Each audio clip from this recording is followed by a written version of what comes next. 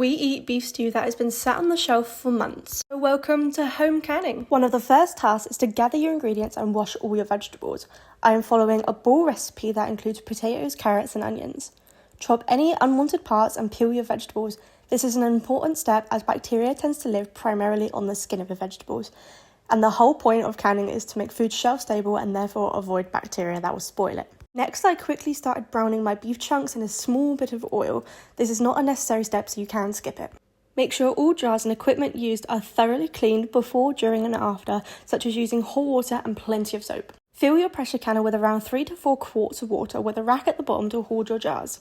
Turn the heat on for your canner without the lid until your water starts steaming, but it's not simmering and it's warm. If you are using broth or stock or hot water in your recipe, I would advise heating up your liquid in this step in a separate container. Then simply fill your jars with each ingredient at a time, making sure you get as much in without overpacking. I sped this process up to show you in real time the amount I added.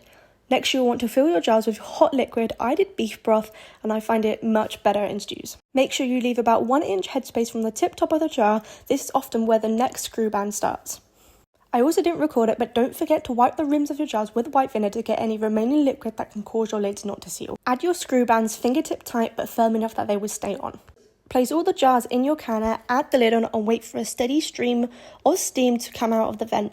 Wait 10 minutes, then place your weight over the top. We have reached 75 kPa, which stands for kilopascals. We also do want to check our canner every once in a while to make sure it is staying at that pressure. We do not want it to go under, otherwise you will need to start the process again.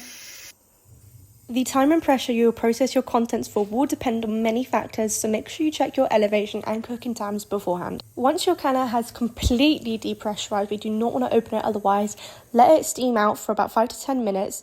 Lift your contents out, place it on a rag and let them cool for 12 to 24 hours before checking your seals. Here is me a day later checking all my jars. I will be undoing the screw bands, testing the lid to see if it pops. If it does not pop, that means it has sealed. I will also be holding the jar by just the seal lid to see if it is securely on, just like this. Some siphoning in the canner did occur, but all my jars had sealed and they maintained a lot of their liquid level. This can happen and is perfectly fine as long as you are following a tested recipe. Now all you do is clean your jars if they need it and put them in storage. Happy canning!